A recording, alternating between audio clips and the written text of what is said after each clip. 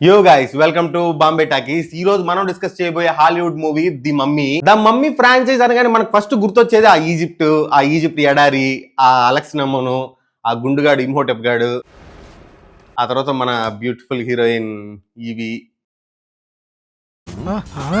ఈ వీడియో చూస్తున్న వాళ్ళు please subscribe Bombay talkies, like share and comment and hype అనే ఆప్షన్ ఉంటుంది, ప్లీజ్ డూ హైప్. మొత్తం మమ్మీ ఫ్రాంచైజీ థ్రిల్లింగ్ గా ఉంటది, కానీ అన్ఫార్చునేట్లీ ఈ ఇయర్ రిలీజ్ అయిన ద మమ్మీ మూవీకి ఆ 1999 ద మమ్మీ ఫ్రాంచైజ్ కి ఎలాంటి సంబంధం లేదు. ఇది ఒక స్టాండ్ అలోన్ మూవీ. ఈ సంవత్సరం రిలీజ్ అయిన ఈ మమ్మీ మూవీకి ద మమ్మీ అనే టైటిలే బిగ్గెస్ట్ మిస్టేక్.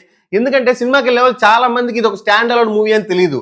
ఆ పాత మమ్మీ ఫ్రాంచైజీని బ్రెయిన్ లో పెట్టుకుని ఆ రేంజ్ ఎక్స్పెక్టేషన్ తో థియేటర్కి వెళ్తారు, కానీ అక్కడ మూవీ చూస్తే మనకి ఇన్సిడెంట్స్, కంజూరింగ్ ఈ టైప్ ఆఫ్ మూవీ లాగా ఉంటుంది. సో ఆ 1999 మమ్మీ ఫ్రాంచైజ్ కంప్లీట్ గా పక్కన పెట్టి దీన్ని ఒక స్టాండ్ అలోన్ మూవీగా చూస్తే ఈ సినిమా అయితే ఒక డీసెంట్ వాచ్ అని చెప్పొచ్చు. నాకైతే పర్లేదు అనిపించింది మూవీ. ఈ సినిమా బిగినింగ్ ఈజిప్ట్ లో ఉండే కైరో అనే ప్లేస్ నుంచి కేటీ అనే పాప కిడ్నాప్ అవుతుంది.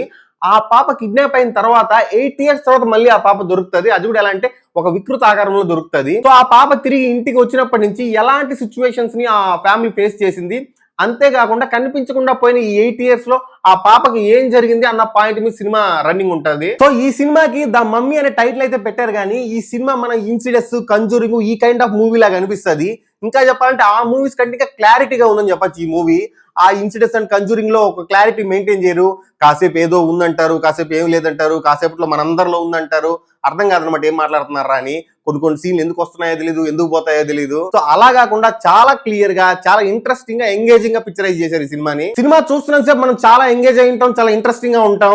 మేబీ అంత హర్రర్ ఎక్స్పీరియన్స్ ఇవ్వదు కానీ, సో ఈ సినిమా నా మమ్మీ ఫ్రాంచైజ్ ఎక్స్పెక్టేషన్స్ తో వెళ్ళినా గానీ, లేదా ఎక్కువ హర్రర్ ని ఎక్స్పెక్ట్ చేసి వెళ్ళినా గానీ ఈ సినిమాకి అయితే డిసప్పాయింట్ అవుతారు. జస్ట్ నేను ఎంగేజ్ అయి ఉండాలి, హుక్ అయి ఉండాలి అనుకుంటే మాత్రం ఈ సినిమా ఖచ్చితంగా వర్కౌట్ అవుతుంది. అందులో ఈ సినిమాలో కొన్ని సీన్స్ చాలా బాగున్నాయి. ఫర్ ఎగ్జాంపుల్ ఒక ఫ్లైట్ క్రాష్ సీన్ ఉంది, ఆ ఫ్లైట్ ఫాలింగ్ సీన్ చాలా బాగా ప్రెజెంట్ చేశారు. అంతేకాకుండా ఒక నెయిల్ కటింగ్ సీన్ ఉంది, ఆ సీన్ అయితే జనాలు షాక్ అవుతారు. ఆ సీన్ చూశాక అసలు ఎంత బాగుంది మేకప్ వర్క్ అని అనిపించింది. సినిమాలో చాలా స్కిన్ టియర్ చేసే సీన్స్ ఉంటాయి, అక్కడంతా ఆ స్కిన్ ఎంత న్యాచురల్ గా అనిపిస్తుంది అంటే నిజంగా చర్మాన్ని పీకేస్తున్నారేమోరా అన్నంత రేంజ్ లో మేకప్ నీట్ గా చేశారు. ఇది ఒక సింపుల్ పాయింట్ మీద చాలా ఎంగేజింగ్ గా, చాలా బాగా తీసిన సినిమా. నాకైతే ఒక డీసెంట్ వాచ్ అనిపించింది. ఇంకా ప్రొడక్షన్ వాల్యూస్ కూడా ఆటోమేటిక్ గా హాలీవుడ్ మూవీస్ లో ప్రొడక్షన్ వాల్యూస్ ఎప్పుడు బాగానే ఉంటాయి. సో ఈ మూవీకి బాంబే టాకీస్ ఇచ్చిన రేటింగ్ 3 out of 5. వచ్చే మూవీ రివ్యూతో మళ్ళీ కలుసుకుందాం. Until then bye by.